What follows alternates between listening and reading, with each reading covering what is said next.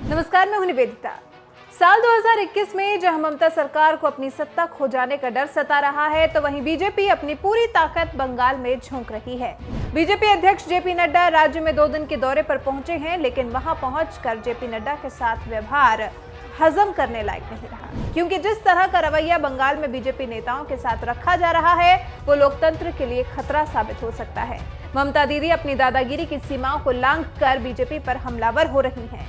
Diamond harbour जाते वक्त BJP Nadda के काफिले पर पत्थर फेंके गए, फिर बीजेपी कार्यकर्ताओं पर डंडे से भी हमला किया गया। बीजेपी महासचिव कैलाश विजयवर्गीय भी काफिले में मौजूद थे, उनकी भी गाड़ी के शीशे तोड़े गए। इस हमले में कैलाश विजयवर्गीय बाल बाल बचे हैं, जिससे बीजेपी खासी नाराज दिखी और सुरक्षा में चूक को लेकर बड़ा हमला बोला। जब राज्यपाल जगदीप धनखड़ ने बीजेपी के बंगाल आगमन पर इस तरह का हमला होते देखा, तो फिर वो भी अपने गुस्से को काबू में नहीं रख पाए। राज्यपाल धनखड़ ने ममता सरकार को निशाने पर लिया, कहा कि इस तरह के हमले की उन्हें पहले से ही आशंका थी और उन्होंने इसके लिए सीएम को पत्र लिखा था। ममता सरकार पर नाराज धनखड़ ने एक के बाद एक कई ट्वीट्स किए। राज्यपाल ने लिखा, पश्चिम बंगाल में बीजेपी अध्यक्ष के काफिले पर सत्ताधारी पार्टी और राजनीतिक पुलिस के समर्थन से हुए हमले की खबरों से चिंतित हूं।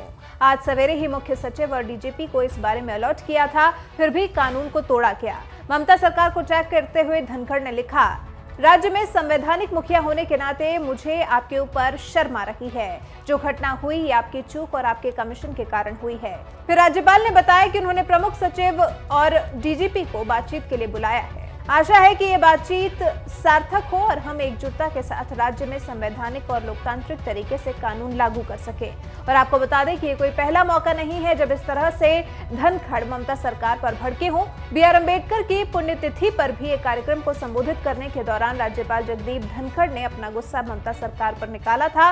उन्होंने कहा था, मैं बहुत परेशान, चिंतित और दर्द में हूँ। राज्य की सरकार संविधान के रास्ते से दूर जा रही है, वो खुद को कानून के शासन से दूर कर रही है। अम्बेडकर की आत्मा को बहुत दर्द हो रहा होगा। इस सब के बाद भी ममता सरकार बीजेपी को लेकर कोई भी कोताही तो छोड़िए, बीजेपी की मौजूदगी ही बंगाल में बर्दाश्त नहीं करना चाहती।